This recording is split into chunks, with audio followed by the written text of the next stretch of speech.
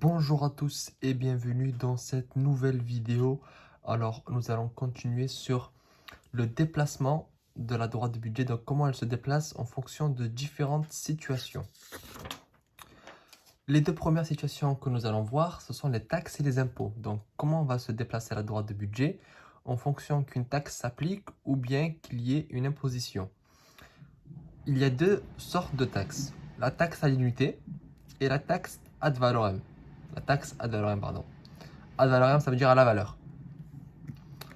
Dans le cas de la taxe à l'unité, ça s'exprime en euros et en fait, c'est juste le prix qui augmente. C'est-à-dire que si à chaque unité, c'est 20 centimes, ben en fait, le prix passe de 1 euro à 1,20 €. Donc en fait, c'est juste la taxe en plus. Le prix de la taxe en plus, on l'ajoute au prix et on a un nouveau prix. Donc c'est comme si le prix avait augmenté. C'est pas comme si, c'est le prix augmente en fait.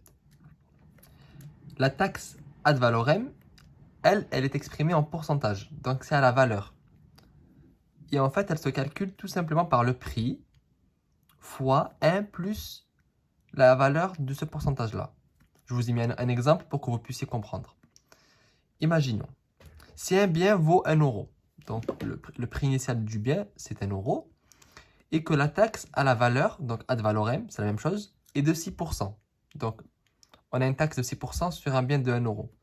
Donc, ce nouveau prix est de 1 euro et 0,6 centimes. Comment on obtient ça?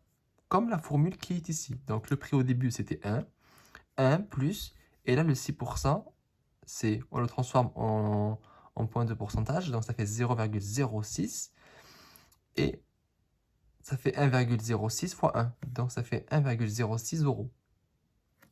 Tout simplement. Là, en fait, on veut savoir comment la droite de budget va se déplacer à cause de cette modification-là et de ces deux taxes, ces deux sortes de taxes. Tout d'abord, on peut voir que les deux taxes augmentent le prix. C'est-à-dire que les taxes, elles augmentent le prix. Et on a vu dans la vidéo précédente l'impact d'une augmentation de prix sur la droite de budget.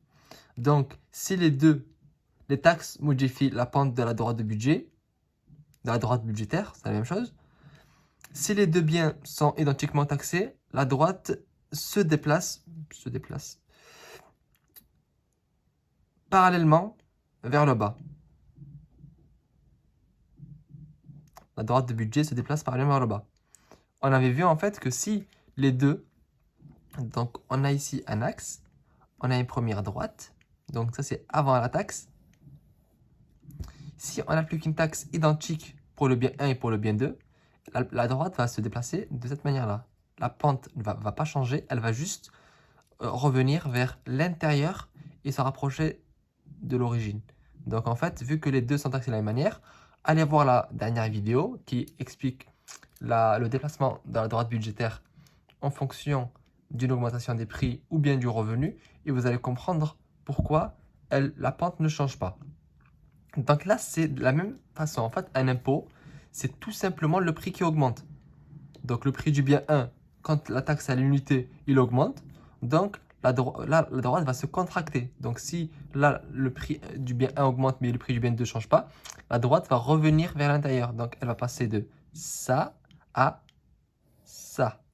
Parce que le prix du bien 1, il va augmenter. Du coup, on peut en acheter moins. Et on va vers la gauche. On place un nouveau point ici et on trace la droite budgétaire. De même pour là, c'est juste que là, c'est une taxe ad valorem. Donc c'est en pourcentage, mais c'est exactement la même chose. Puis, il y a l'impôt sur le revenu. Donc l'impôt. L'impôt sur le revenu diminue le revenu d'un agent. Bon, ça c'est pas nouveau. L'impôt, il diminue notre revenu, indépendamment de sa consommation. C'est-à-dire que peu importe ce qu'on consomme, l'impôt sur le revenu, c'est le revenu. C'est pas par rapport à la consommation qu'il est déterminé. Donc, comme on l'a vu dans la vidéo précédente encore, c'est comme si on diminue le revenu. On diminue le revenu, mais c'est une manière de le faire. Déplacement vers le bas de la droite de budget. On fait un petit schéma à côté. On a une droite là avec un budget M. Et là, soudain, on a un budget, on a l'impôt qui arrive et le budget M, il diminue.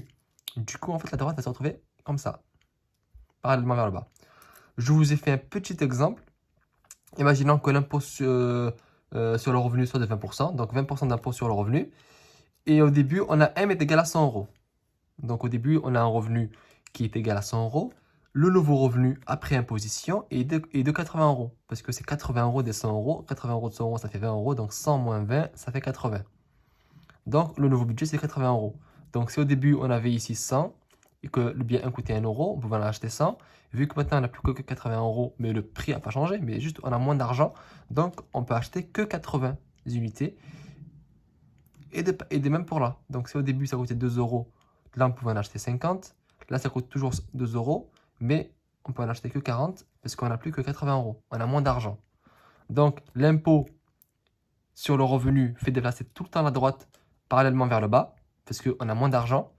Et les taxes, quant à elles changent la pente de la droite quand les taxes des deux biens ne sont pas égales. Mais dès que les deux biens sont taxés de la même manière et proportionnelle, la droite se déplace comme si le revenu avait baissé en fait. Puis, on va voir le dernier changement, enfin, la dernière modification possible. C'est supposons que le bien 1 soit rationné. De telle sorte qu'un individu ne puisse pas consommer plus que X1 bar. Donc ça, c'est la limite. C'est-à-dire qu'on peut consommer maximum cette valeur-là. Ça sera souvent une valeur. Là, c'est juste une notation. Donc là, ça peut être 40 par exemple. Et on ne peut pas consommer plus de 40 unités de bien 1, même si on a l'argent. C'est-à-dire que vous avez l'argent, vous voulez consommer 50, mais vous ne pouvez pas. C'est rationné. Ça peut intervenir, par exemple, en situation de guerre. Ou on peut le voir comme actuellement, ou dans le passé, il n'y a pas très longtemps, les masques, c'était rationné. Vous ne pouvez pas en acheter beaucoup. Donc, ça intervient dans ce contexte-là.